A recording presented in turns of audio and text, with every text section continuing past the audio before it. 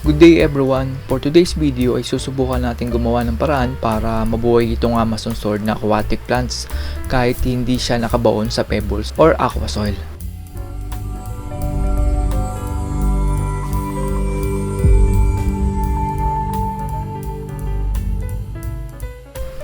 Ito yung filter wool kung saan ito yung magiging kapitan ng ugat ng ating Amazon sword.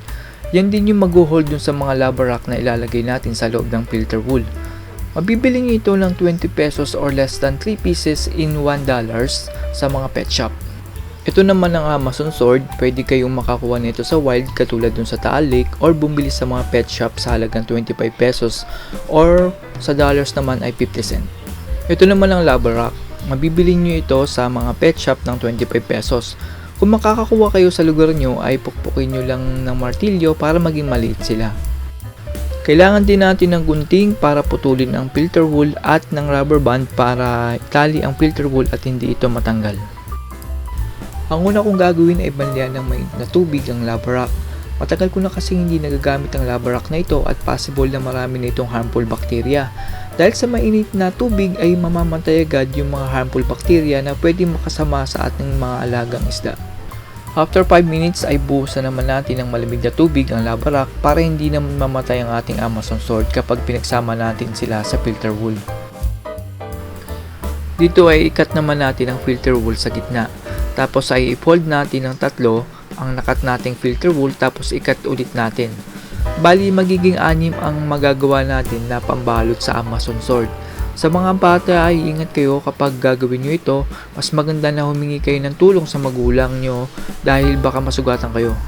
Okay, so ibalot na natin itong ating Amazon sword dito sa filter wool. Kuha lang tayo ng isang strand para masubukan natin kung gaano kalaki yung magiging base ng ating filter wool.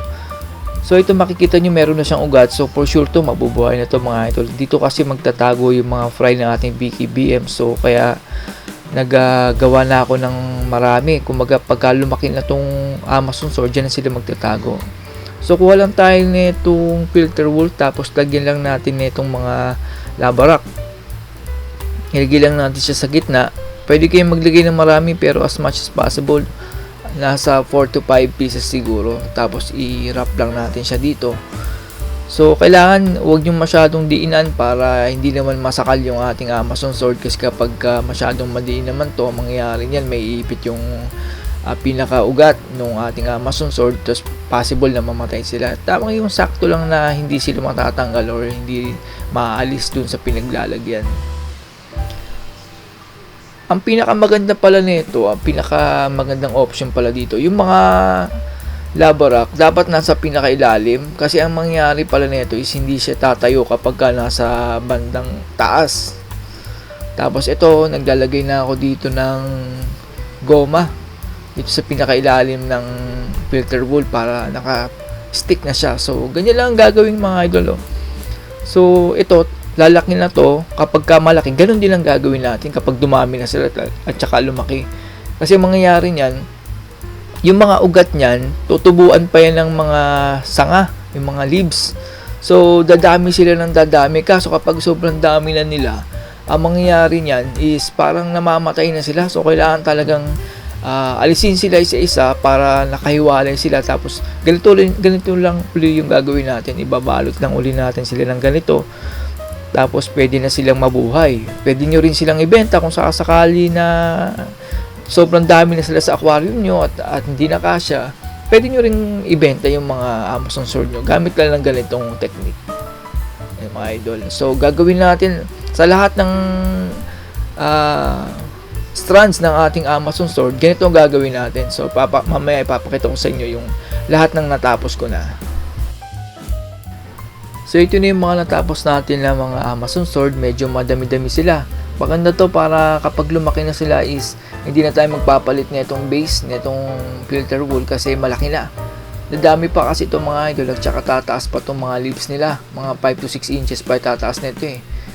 Meron yung mga giant nito dun sa mga malalaking pond or dun sa pinanggalingan nila which is sa Amazon River. Malalaki talaga yung size nila. Ito kasi maliliit pa lang kaya yung lips nila is hindi pa ganun kahaba pero hahaba pa to ng mataas na mataas.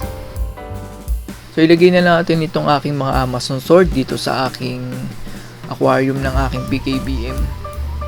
Ito yung mga Platinum King Balloon Molly ko mga idol. Matagal-tagal ko na silang alaga, mga almost 1 year na rin mahigit.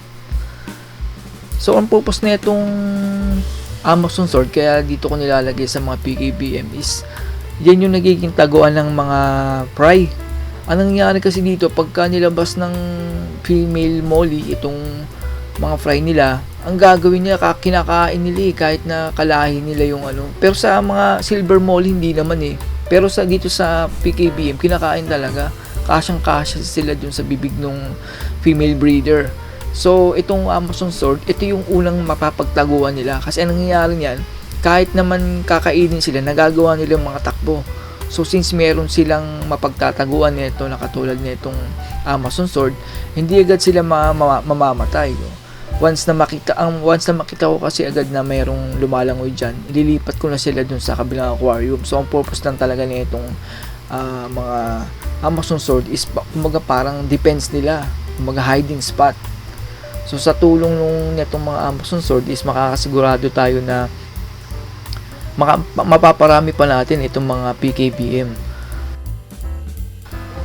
Dito mga idol ay ayusin ko lang yung pagkaka-arrange nitong mga Amazon sword para mas maganda din silang tingnan. Gagamit lang ako nitong net para ayusin yung placement ng mga Amazon sword. Ang mangyayari kasi dito kapag nakababae itong mga Amazon sword, yung mga leaves nila is i-curve nila. Kasi abutin nila yung sunlight, tapos parang iayos nila yung placement ng mga leaves nila, kaya mangyayari magiging tabingi. So kapag itinayo natin sila, tabingi na yung leaves nila, tapos aabutin pa lang mga ilang linggo para maayos nila na naka-straight up, kasi pa straight up kasi itong ano ng Amazon sword So yan mga idol, ang gagawin lang natin dito is ilalagay din natin sa pinaka side. Ang purpose kasi nito kaya nandiyan sa bandang harap para mas madali kong makita yung mga fry na dinadrop ng mga PKB molly. Dati kasi nakalagay yan sa likod. Ang nangyayari, hindi ko nakikita na meron na palang na-drop. So kapag nakalagay yan sa harap is mas madali nating makikita kung meron silang dinrop na molly fry.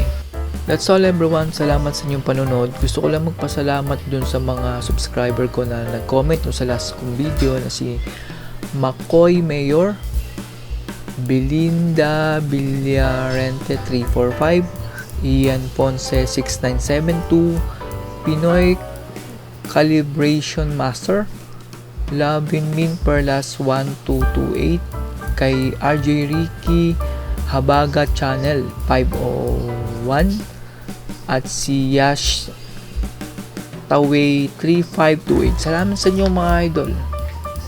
This is Chuck and you're watching Biker Drone.